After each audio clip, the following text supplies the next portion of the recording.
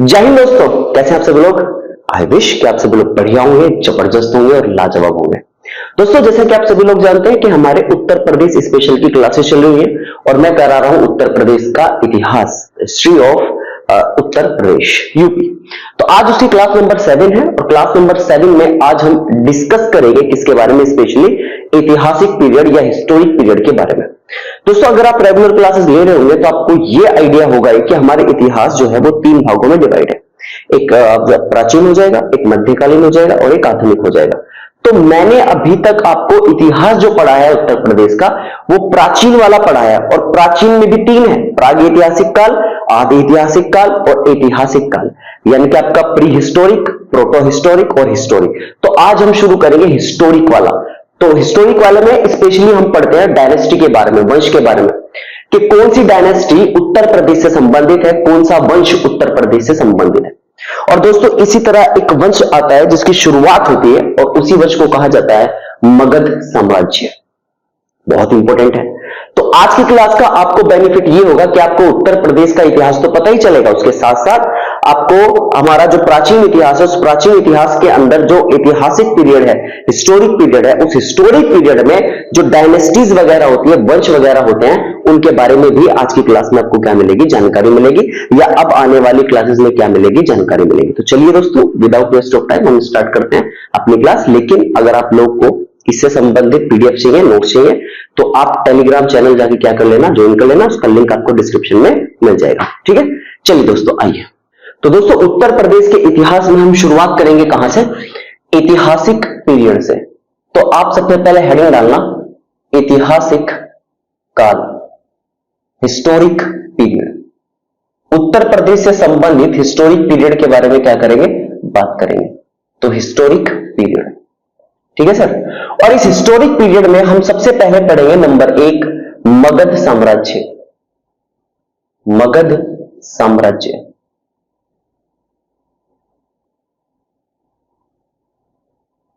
Magadh dynasty या Magadh empire. ठीक है दोस्तों, आज इसके बारे में जानेंगे। इसके बारे में क्या, इसको अभी खत्म करके फिर हम मौर्य डायनेस्टी के बारे में समझेंगे। ठीक है, और उत्तर प्रदेश से कैसे संबंधित है ये भी आपको समझ में आएगा। देखिए दोस्तों, अगर हम मगध साम्राज्य की बात करें तो अगर आपको याद हो तो मैंने आपको 16 महाजनपद पढ़ाए हैं, उसका लिंक आपको डिस्क्रिप्शन में मिल जाएगा, या आप जाके देख लेना, प्लेलिस्ट में पढ़ा हुआ है। इससे पहली वाली क्लास है 16 महाजनपद।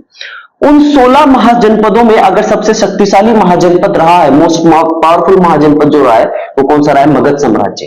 तो आप कहोगे सबसे, ये जो है ये सर सबसे शक्तिशाली,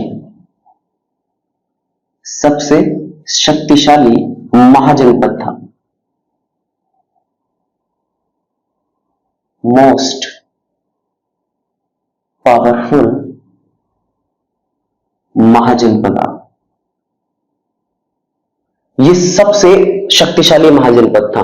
और दूसरी खास बात क्या है, अगर आपको जानना हो कि सर इसका उल्लेख कहां मिलता है, अगर आपको जानना हो सर इसका डिस्क्रिप्शन कहां मिलता है, तो आप कहोगे सर इसका डिस्क्रिप्शन हमें मिलता है अथर्ववेद से। क्वेश्चन आ जाता है भाई, कहां से मिलता है सर, अथर्ववेद से, अथर्ववेद।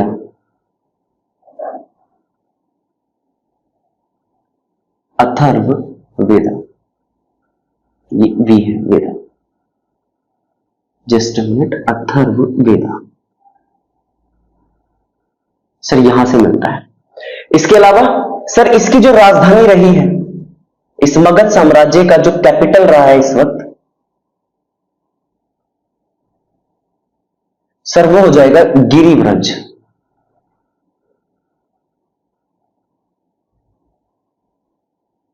गिरिव्रज, और इसी गिरिव्रज को एक और नाम से जानते हैं, इसी को ही हम राजगृह भी बोलते हैं, राजगृह, राजगृह। एक बात ध्यान रखना, ये जो राजगृह है ना, आपसे अगर क्वेश्चन पूछा जाए कि बताइए पाटलिपुत्र या फिर पाटलिपुत्र का पुराना नाम क्या है, तो आंसर क्या होगा, राजगृह। और यही पाटलिपुत्र आज पटना के नाम से फेमस है। तो इसी राजगृह का जो पुराना नाम है, ओल्ड नेम है,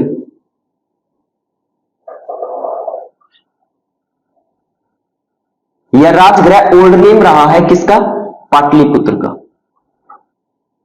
अभी देखना आगे नाम आएगा, पाटलिपुत्र।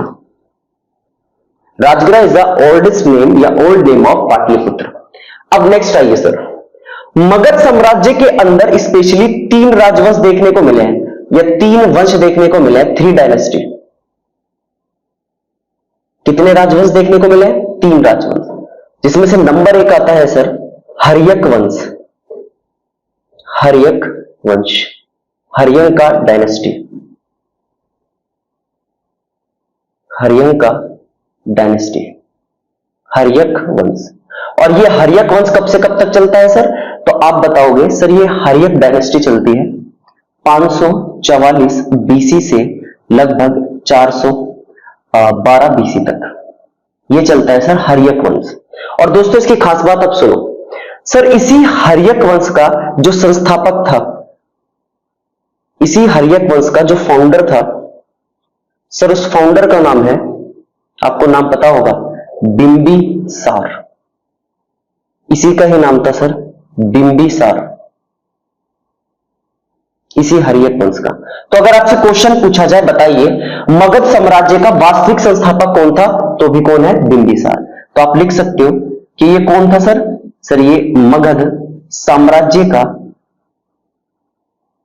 मगध साम्राज्य का सर ये वास्तविक संस्थापक था,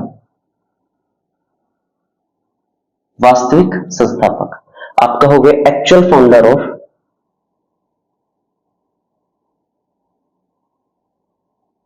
मगधा डायनेस्टी या एम्पायर।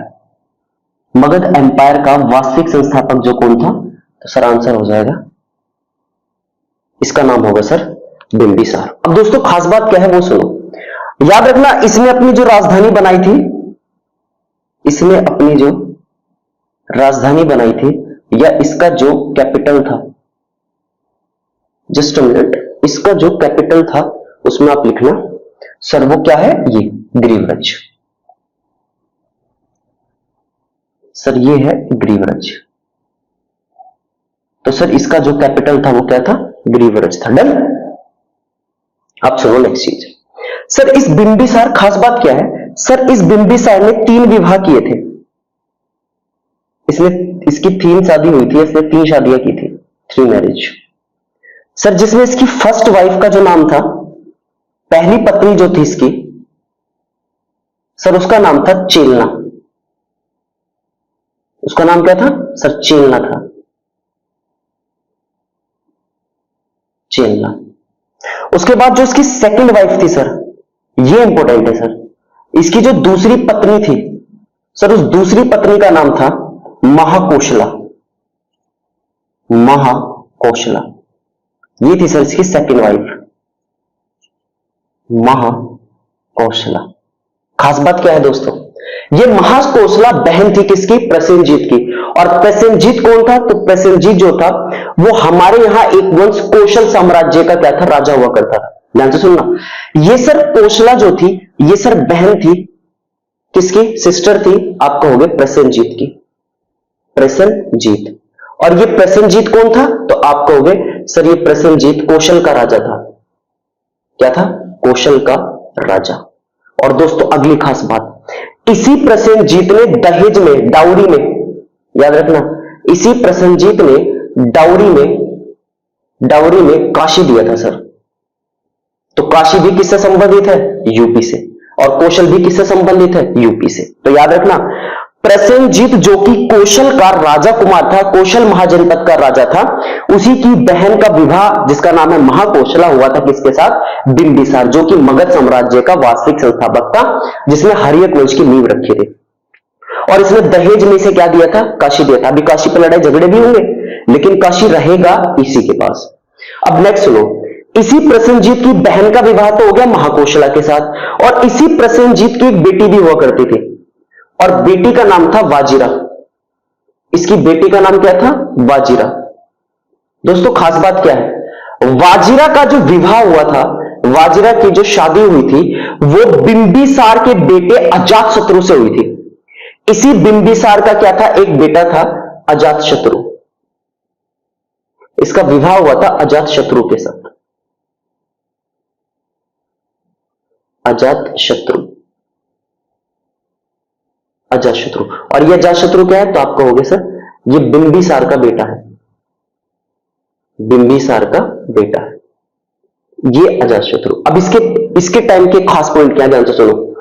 इसी अजात शत्रु के टाइम में रफ करने का, चलो अभी मैं यहीं पे एडजस्ट करता हूं, आप थोड़ा नोट करके लिखना और बताना कि आपको कहां दिक्कत हुई है, ठीक है। मैं इसको थोड़ा सीधा करूं या काफी है? इसी में कवर हो जाए तो ज्यादा बेटर है, क्योंकि हरियक वंश ही खत्म हो जाएगा तो मुझे अलग से लिखने की जरूरत नहीं पड़ेगी। जस्ट अ मिनट, इसको मैं ना थोड़ा सा सीधा करता हूं ताकि आपको थोड़ा सा और आइडिया लगे। एक ही स्लाइड में कवर करने की कोशिश करेंगे, ठीक है, ठीक है। इसी प्रसेनजीत की बेटी का नाम था वाजिरा, और इसी वाजिरा का विवाह हुआ किसके साथ? तो आप कहोगे सर अजात शत्रु के साथ, अजात शत्रु के साथ। और ये अजात शत्रु कौन है? तो आप कहोगे सर ये बिंबिसार का बेटा है सर, ये जो बिंबिसार है इसी का बेटा, बिंबिसार का बेटा था sir, is a son of Bimbisara. अब इसी अजात शत्रु के टाइम पीरियड में कुछ चीजें हुई। नंबर एक, अगर आपको याद हो बिंबिसार के टाइम में ही क्या, अजात शत्रु के टाइम में ही क्या हुआ था, आपने नाम सुना होगा, प्रथम बौद्ध महासंगति, प्रथम बौद्ध महासंगति हुई थी सर। देखो बहुत इंपॉर्टेंट पॉइंट है ये वाला, महासंगति, first Buddhist council, first Buddhist council, first Buddhist council हुई थी सर इसी किसके? अजातशत्रु के टाइम पीरियड में। कब हुई थी? तो आप लिख सकते हो, अगर आपको जानना हो कि ये कब हुई थी तो आप कह सकते हो सर 483 बीसी में, 483 बीसी में हुई थी। और इसी में ही बौद्ध धर्म के उपदेशों को दो पिटक में कन्वर्ट किया गया था, एक सुत्त पिटक और एक विनय पिटक कहा गया। तो यहां पर नहीं, आप लिख लेना कि इसमें जो बुद्ध के, गौतम बुद्ध के उपदेश थे उनको दो पिटक में कन्वर्ट किया गया था, एक सुत्त पिटक और एक विनय पिटक। डन। उसके बाद इसी अजातशत्रु के टाइम पीरियड में याद रखना गौतम बुद्ध की डेथ हुई थी, इसी समय गौतम बुद्ध की क्या हुई थी? डेथ हुई थी। और गौतम बुद्ध के इसी व्यक्ति ने गौतम बुद्ध के जो शरीर था उसको 8 भागों में क्या किया था? विभाजित किया था। और उन्हीं के 8 जहां पर टुकड़े दबाए गए थे उन्हें 8 स्तूप कहा गया था। स्तूप, जहां पर गौतम बुद्ध के 8 जो अवशेष थे वो दाबे गए थे, वहां पर या उनको 8 स्तूप कहा जाता है, ठीक है जी। उसके बाद इसी का एक बेटा हुआ करता था सर, इसी का एक बेटा था जिसका नाम था उदायन। क्या नाम था? उदायन। और दोस्तों खास बात यह है कि ये जो उदायन था, इसी उदायन ने पाटलिपुत्र बसाया था, याद है ना? पाटलिपुत्र। अभी तक नाम क्या चल रहा है? अभी तक बिंबिसार की राजधानी क्या है? गिरिव्रज या फिर राजगृह। लेकिन तब राजगृह से कन्वर्ट होकर क्या बना? पाटलिपुत्र बना। तो पाटलिपुत्र नगर बसाया था इसी ने। क्वेश्चन आए तो बता देना, पाटलिपुत्र नगर बसाया था इसी ने। और इसी पाटलिपुत्र नगर का जो पटना नाम है वो शेरशाह सूरी ने किया था। जब शेरशाह सूरी आया था हुमायूं के टाइम पे, तो शेरशाह सूरी ने इसका नाम बदलकर पटना रखा था। क्या रखा था? पटना रखा था। देन तो पटना नाम पाटलिपुत्र और पाटलिपुत्र का पुराना नाम राजगृह। बताइए ये पूरा वंश आपका चल रहा है किसका? तब आंसर होगा हर्यक वंश का।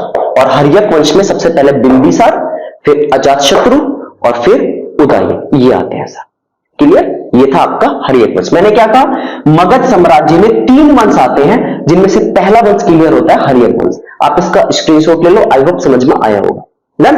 चलिए तो अब इसको रफ करके हम सेकंड जो डायनेस्टी है उसको देखते हैं। चलिए दोस्तों अब देखिए नेक्स्ट डायनेस्टी। सर ये थी पहले वाली हर्यक, उसके बाद सेकंड डायनेस्टी आती है सर, और इस सेकंड डायनेस्टी को कहा जाता है शिशुनाग वंश। इसे कहा जाता है सर शिशुनाग वंश। शिशुनाग डायनेस्टी। और सर इसी शिशुनाग डायनेस्टी कब से कब तक चलती है? तो हर्यक वंश 412 पे खत्म होता है, तो ये 412 बीसी से लगभग 344 बीसी तक चलती है। कौन सी डायनेस्टी? शिशुनाग डायनेस्टी। अब ध्यान से सुनो सर, इस वंश का जो संस्थापक था, इस वंश का जो फाउंडर था सर, उस फाउंडर का नाम था सर शिशुनाग। क्या नाम था? शिशुनाग। दोस्तों खास बात क्या है, शिशुनाग जो हुआ करता था, कहते थे कि जब ये शिशु था तब इसे इसकी जान एक नाग ने बचाई थी, तब से इसका नाम क्या पड़ गया था? शिशुनाग पड़ गया था। और दोस्तों इसकी खास बात क्या हो जाएगी? दोस्तों इसकी खास बात ये होगी कि इसने जो अपनी राजधानी बनाई, सबसे पहली चीज इसने अपनी राजधानी जो बनाई, इसने अपना कैपिटल जो बनाया सर, वो कैपिटल बनाया किसको? तब आंसर होगा सर पाटलिपुत्र को। इसने अपनी राजधानी पाटलिपुत्र बनाई, किसने? शिशुनाग ने। आप लिखना चाहो तो अलग से लिख देना कि इसका नाम शिशुनाग क्यों पड़ा है, क्योंकि इंपॉर्टेंट है और काफी बार आ भी जाता है। ठीक है नहीं? ठीक है, आप लिख लेना इस बात को कहीं पे। डन? चलो, तो ये हो गया शिशुनाग, राजधानी होगी पाटलिपुत्र। अब देखो नेक्स्ट चीज क्या है सर, इसी शिशुनाग का एक बेटा था, इसके बेटे का नाम था कालाशोक। आपने नाम सुना होगा, बहुत ही इंपॉर्टेंट है। इसके बेटे का नाम था कालाशोक। कालाशोक। दोस्तों खास बात क्या है? खास बात यह है कि पहली चीज, इस कालाशोक ने अपनी राजधानी स्थानांतरित की थी। इसके पिता के टाइम पे राजधानी थी पाटलिपुत्र, लेकिन इसने अपनी राजधानी वैशाली को बनाया था। याद रखना, इसने अपनी राजधानी किसको बनाया था? वैशाली को बनाया था। दूसरी खास बात कालाशोक के बारे में क्या है sir? Second Buddhist council, second Buddhist council यानी कि द्वितीय बौद्ध महासंगति। इसको यहां पे नहीं लिखता क्योंकि यहां पे कुछ और आ जाएगा, मैं नीचे लिखता हूं। इसने अपनी राजधानी क्या बनाई थी? मैं इधर लिख देता हूं, इधर, ताकि थोड़ा स्पेस बन जाए और हम आगे की चीजें लिख दें। तो आप लिखोगे सर, इसने अपनी राजधानी जो बनाई थी, राजधानी बनाई थी वैशाली को। नेक्स्ट पॉइंट सर, इसी कालाशोक के टाइम पे द्वितीय बौद्ध महासंगति हुई थी। द्वितीय बौद्ध महासंगति, second Buddhist council, second Buddhist council. और सर कब हुई थी? तो आप कहोगे 383 बीसी में। और खास बात क्या है दोस्तों इस काउंसिल की? खास बात यह है कि द्वितीय बौद्ध महासंगति में बौद्ध धर्म दो भागों में विभाजित हो गया था। एक कहे देते स्थविर और एक कहे थे महासंगिक। गृहस्थ जीवन में रहकर जो बौद्ध धर्म अपनाते हैं उसे स्थविर बोलते हैं, और गृहस्थ जीवन को त्याग कर जो बौद्ध धर्म की आराधना करते हैं उसको महासंगिक कहते हैं। तो इसमें बौद्ध धर्म दो भागों में क्या हो गया था? डिवाइड हो गया था। अब अगली खास बात सुनो सर, कालाशोक के बारे में। सर इसी कालाशोक के आप कहोगे, लगभग आप कहोगे सर इसमें ना, इसका जो ये कालाशोक जो है, इसके टाइम पर लगभग 10 राजा हुए थे। मतलब इसके बाद कितने राजा हुए हैं? 10 राजा हुए हैं कालाशोक के बारे में। और जो अंतिम राजा था, जो अंतिम राजा था सर, उस अंतिम राजा का नाम जो था ना, अंतिम शासक जो था, उसका नाम था सर नंदीवर्धन। क्या नाम था? नंदीवर्धन। नंदीवर्धन, नंदीवर्धना। ये था सर सबसे अंतिम राजा, किसका? शिशुनाग वंश का। और सर इसी नंदीवर्धन की हत्या करता है, इसी नंदीवर्धन की हत्या करता है कौन? एक व्यक्ति जिसका नाम क्या है? महापद्म नंद।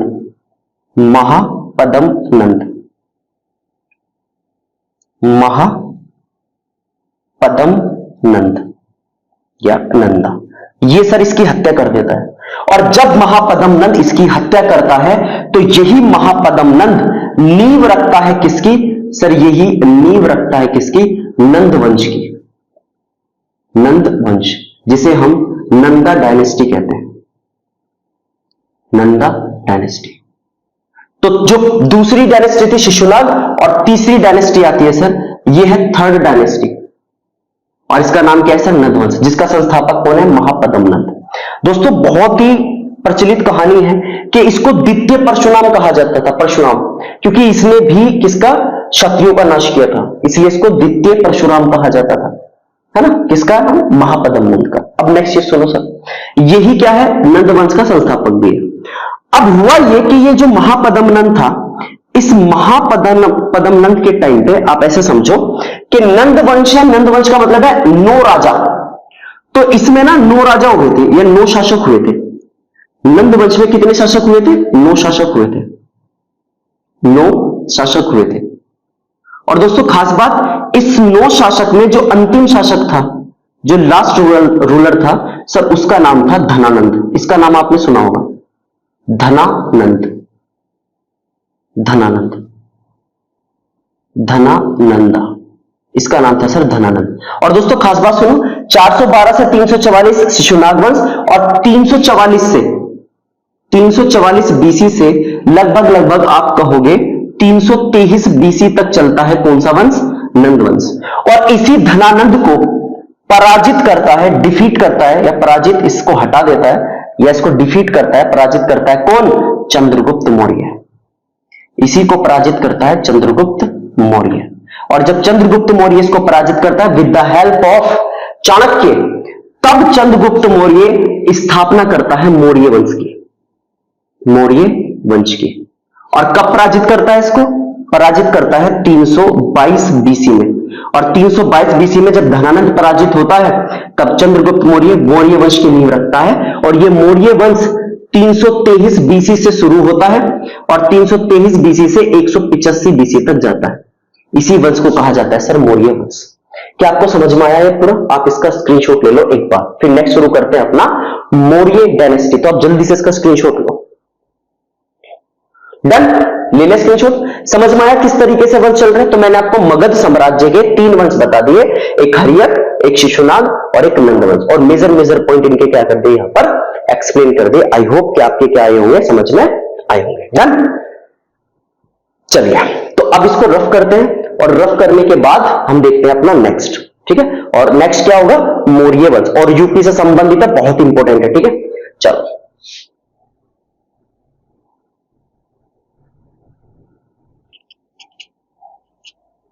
देखो दोस्तों, अब आप नेक्स्ट चीज देखो। तो हमने मगध साम्राज्य में 3 वंश पढ़े, उसके बाद अब आता है मौर्य वंश। तो हेडिंग डालना आप लोग, मौर्य वंश, मौर्य वंश, मौर्य डायनेस्टी,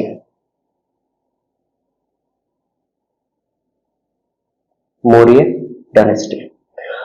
कब से कब तक होगी? आप ईयर फिर से लिख देना, 323 बीसी से लगभग 185 बीसी तक चलेगा मौर्य वंश। तो आपको 323 ईस्वी की तो मैंने आपको बता दिया कि भैया धनानंद को पराजित किया किसने? चंद्रगुप्त मौर्य ने। और मौर्य वंश की क्या रख दी थी? नींव रख दी थी। इसके आगे पॉइंट समझते हैं सर। अगर हम एक बार मौर्य वंश के अंदर इसका वंश देखें, इसकी डायनेस्टी देखें कैसे कैसे चल रही है, या इसके अंदर शासक देखें कि इस मौर्य वंश के अंदर शासक कौन है। सबसे पहली चीज तो यह है कि सर मौर्य वंश का जो संस्थापक है, मैं फिर भी लिख देता हूं, इसका जो वास्तविक संस्थापक है, एक्चुअल फाउंडर है सर, उसका नाम हो जाएगा चंद्रगुप्त मौर्य। इसका नाम क्या हो जाएगा सर? चंद्रगुप्त मौर्य, चंद्रगुप्ता मौर्य। चंद्रगुप्त मौर्य दरअसल जो गद्दी पर बैठता है ना, वो 323 बीसी से लगभग 273 बीसी तक बैठता है गद्दी पर। अब दोस्तों खास बात सुनो, चंद्रगुप्त मौर्य के टाइम की खास बात क्या है सर? इस चंद्रगुप्त मौर्य के टाइम में लगभग 300 बीसी के आसपास, 300 बीसी के आसपास, इसी बीच आ जाएगा ना 300 बीसी, सर प्रथम जैन महासंगति हुई थी। ध्यान से सुनना, प्रथम जैन महासंगति हुई थी। कई बार क्वेश्चन पूछा जाता है कि संगति किसके टाइम पीरियड में हुई? तो फर्स्ट जैन काउंसिल हुई थी, फर्स्ट जैन काउंसिल। और इस जैन काउंसिल की खास बात यह है कि जैन धर्म 2 भाग में विभाजित हुआ था। एक को कहा था श्वेतांबर, एक को कहा गया श्वेतांबर, और सर एक को कहा गया दिगंबर। श्वेतांबर और दिगंबर, श्वेतांबर और दिगंबर। अब दोस्तों नेक्स्ट खास बात सुनो, श्वेतांबर के अनुयायी हुआ करते थे, या स्थूल भद्र के अनुयायियों को, या स्थूल भद्र को फॉलो करने वाले लोगों को क्या कहा जाता था? श्वेतांबर। और भद्र बाहु भद्र बाहु को फॉलो करने वाले लोगों को कहा जाता था दिगंबर। और इसी भद्र बाहु का भक्त हुआ करता था कौन? चंद्रगुप्त मौर्य। चंद्रगुप्त मौर्य इसी का भक्त था। भद्र बाहु का भक्त था कौन? चंद्रगुप्त मौर्य। तो जब भद्र बाहु दिगंबर जो जैन है, जैन धर्म है, इसको लेकर कर्नाटक बेलग्राम चले गए थे। ये कहां चले गए थे? कर्नाटक बेलग्राम चले गए थे। कर्नाटक बेलग्राम में चले गए थे। और तब इनके पीछे पीछे चंद्रगुप्त भी चला गया था। और तब चंद्रगुप्त ने वहां पर संलेखना या संथारा, संलेखना मतलब होता है भूखे प्यासे रहकर शरीर को त्याग देना। तो इसी कर्नाटक बेलग्राम में 298 बीसी में, याद रखना ये 298 होगा सर, ये मैंने बाय मिस्टेक लिख दिया, 298 बीसी होगा सर। ये 298 बीसी में, याद रखना, चंद्रगुप्त मौर्य की डेथ हो गई थी। चंद्रगुप्त मौर्य की मृत्यु, चंद्रगुप्त मौर्य की क्या हो गई सर? मृत्यु हो गई, डेथ हो गई 298 बीसी। संलेखना मतलब जैन धर्म में भूखे प्यासे रहकर शरीर को त्याग देना ही क्या कहलाता है? संलेखना कहलाते हैं। ठीक है जी। तो ये सारा केस हो गया किसका? चंद्रगुप्त मौर्य का। अब ध्यान से सुनो सर, इसी चंद्रगुप्त मौर्य के बेटे का नाम था सर, इसी के बेटे का नाम था, इसी के बेटे का नाम था बिंदुसार। बिंदुसार। तो अगला राजा जो गद्दी पर बैठा वो बैठा बिंदुसार। ये बैठा सर गद्दी पर। और कब से कब तक बैठा? तो 298 बीसी से 273 बीसी तक ये गद्दी पर बैठा था। अब दोस्तों खास बात क्या है, इसमें ना लगभग इसकी 16 पत्नियां थी और लगभग 101 बेटे थे। ये संतान थी, 101 बेटे ही थे इसके। और इन्हीं 101 बेटों में एक नाम आता है सर अशोक का। अशोका।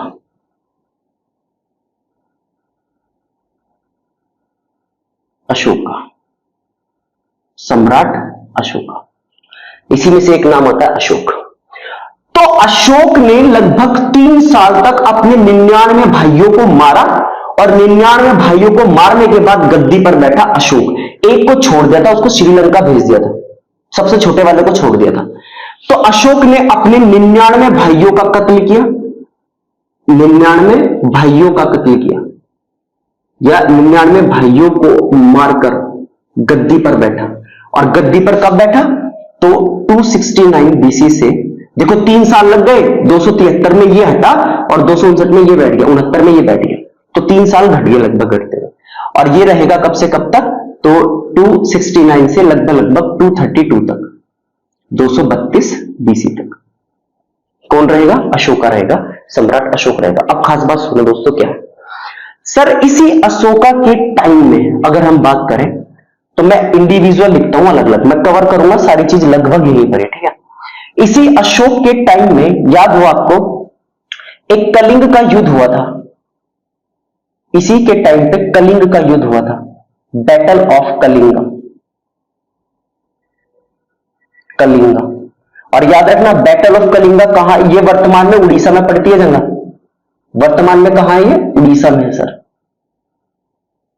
और उड़ीसा में किसके बीच हुआ था? तो आप यहां पर ये बात लिखना कि सर ये उड़ीसा में, वेट मिनट, चलो ये ठीक है, ये वर्तमान वाला ये ठीक है सर। ये उड़ीसा में किसके बीच हुआ? तो एक तरफ तो अशोक है, एक तरफ तो खुद क्या है? अशोक है, एक तरफ तो गद्दी पर विराजमान है अशोक, और एक तरफ है नंदराज। एक तरफ कौन है? नंदराज। और इसी नंदराज का जो उल्लेख मिलता है ना हमें कि कलिंग के युद्ध में यही था, ये सर हमें हाथी गुंफा अभिलेख से मिलता है। हमें एक अभिलेख मिला है जिसे हमने हाथी गुंफा अभिलेख कहा है। तो इसका जो उल्लेख मिलता है वो हमें हाथी गुंफा इंस्क्रिप्शन से मिलता है। और इसी को लिखा था किसने? इसी को लिखा था खारवेल ने। हाथी गुंफा अभिलेख is written by the Kharavela. और कब? चेदी डायनेस्टी, जब चेदी वंश आएगा ना तब आपको पता चलेगा, तब उसमें एक शासक आएगा खारवेल, और इसी खारवेल ने क्या लिखा था? हाथी गुंफा अभिलेख। और इसी हाथी गुंफा अभिलेख में नंदराज का क्या मिलता है? उल्लेख। क्लियर है आपको? समझ में आया? तो अशोक के टाइम का ये एक तरीके से टर्निंग पॉइंट है, क्योंकि इसके बाद अशोक ने कौन सा? बौद्ध धर्म अपना लिया था। और जब अशोक ने बौद्ध धर्म अपनाया तो इसी के टाइम पीरियड में लगभग 250 बीसी में, कब 250 बीसी में तृतीय बौद्ध महासंगति होती है। कौन सी? तीसरे नंबर की। तो आप कहोगे तृतीय बौद्ध महासंगति होती है, तृतीय बौद्ध महासंगति, यानी कि थर्ड बुद्धिस्ट काउंसिल। और दोस्तों खास बात क्या है कि इस तीसरी बौद्ध महासंगति में एक तीसरा पिटक जोड़ा जाता है। क्या जोड़ा जाता है? एक बौद्ध धर्म में तीसरा पिटक जोड़ा जाता है, तीसरा पिटक जोड़ा जाता है, पिटक जोड़ा गया। और इस तीसरे पिटक में नाम मिलता है जो भी बौद्ध धर्म के अनुयायी हुआ करते थे, या उस वक्त बौद्ध धर्म को फॉलो करने वाले, या फिर अशोक के टाइम में जो बौद्ध धर्म को मानने वाले अनुयायी लोग हुआ करते थे, उन्हीं का उल्लेख तीसरे पिटक में मिलता है। तो ये तीसरी बौद्ध महासंगति हो गई किसके टाइम की? अशोक के टाइम की। अब दोस्तों खास बात सुनिए आप लोग। सर इसी अशोक के टाइम में, इसी अशोक के टाइम पीरियड के दौरान आप कहोगे सर इसके अभिलेख जो थे ना, वो विश्व के प्राचीनतम अभिलेख हैं, विश्व के प्राचीनतम अभिलेख कहे जाते हैं। अशोक के अभिलेख विश्व के प्राचीनतम अभिलेख कहे जाते हैं, वर्ल्ड्स ओल्डेस्ट इंस्क्रिप्शंस। आप लोगों ने नाम सुना होगा स्तंभ लेख, पिलर एडिक्ट, इसके अलावा आपने सुना होगा शिलालेख, ये भी इंस्क्रिप्शंस ही हैं, ये पत्थरों पर वगैरह लिखते थे। तो ऐसे लगभग लगभग आप कहोगे इनकी संख्या 4000 समथिंग है। और इन प्राचीनतम अभिलेख को सबसे पहले पढ़ा किसने? तो सर्वप्रथम फर्स्टली दे रेड बाय, या इनको पढ़ा गया किसने? जॉर्ज या जॉन जेम्स प्रिंस, क्या नाम था? प्रिंसिप, उसका नाम था जेम्स प्रिंसिप, जिसने सबसे पहले अशोक के अभिलेखों को पढ़ा था। और कब पढ़ा था? 1837 एडी में, ईस्वी में। सबसे पहले इसी ने अशोक के अभिलेख पढ़े थे। और अशोक ने लगभग 4000 अभिलेख लिखवाए थे। टोटल अभिलेख लगभग कितनी है? 4000, जिनमें से 14 व्रत स्तंभ लेख आते हैं, 14 जो है वो क्या आते हैं? शिलालेख आते हैं, बड़े शिलालेख। और 7 जो आते हैं वो छोटे छोटे क्या आते हैं? स्तंभ लेख वगैरह आते हैं, एक्सेट्रा एक्सेट्रा। लेकिन हमारे उत्तर प्रदेश में इन 4000 में से 5 स्तंभ लेख आते हैं, या 5 अभिलेख आते हैं। तो वो जानने हमें, वो 5 अभिलेख है कौन से? ठीक है जी। तो मैं इधर का रफ कर रहा हूं, आप स्क्रीनशॉट ले लो। डन हो गया। तो अब मुझे बस आपको यह बताना है कि उत्तर प्रदेश के वे 5 अभिलेख कौन से हैं। तो देखिए जी, मैं इसको हटा रहा हूं यहां से और यहां पे लिख रहा हूं। इन 4000 में से उत्तर प्रदेश में अभिलेख जो है, उत्तर प्रदेश में अभिलेख, सर इस उत्तर प्रदेश में नंबर 1 अभिलेख जो आता है उसको हम कहते हैं अहरोरा, अहरोरा स्तंभ लेख बोलते हैं इसको, अहरोरा स्तंभ लेख। एक मिनट, अहरोरा, जस्ट अ मिनट, इसको मैं इधर ही लिखूं क्या? थोड़ा सा इनोवेटिव बनाओ। ठीक है चलो कोई नहीं, यही ऐसे लिखते हैं, यही लिख देते हैं। देखो पहला, यही एडजस्ट कर दूंगा मैं, कोई नहीं। सबसे पहला आता है अहरोरा, और इसको आप लिखना अहरोरा शिलालेख, स्तंभ लेख नहीं, शिलालेख, अहरोरा इंस्क्रिप्शन। और ये अहरोरा इंस्क्रिप्शन है कहां? तो सर ये पड़ता है मिर्जापुर में। कहां पर है सर? मिर्जापुर, उत्तर प्रदेश के मिर्जापुर में। डन, पहला ही हो जाएगा। उसके बाद दूसरा और तीसरा मोस्ट इंपोर्टेंट है। एक है मेरठ स्तंभ लेख, मेरठ स्तंभ लेख, मेरठ, आप इसको लिखना पिलर एडिक्ट, मेरठ स्तंभ लेख। और सर एक आता है आपका, आपने सुना होगा टोपरा, एक टोपरा स्तंभ लेख आता है।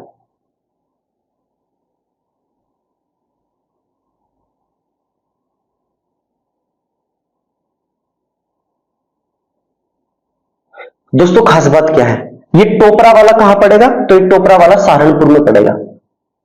कहां पड़ेगा, सहारनपुर में। दोस्तों खास बात यह है कि मेरठ का स्तंभलेख और टोपरा स्तंभलेख, इन दोनों अभिलेखों को इसे मेरठ से और इसे सहारनपुर से, दोनों से उठा के दिल्ली में पहुंचाया गया था, और यह किया था फिरोज शाह तुगलक ने। फिरोज शाह तुगलक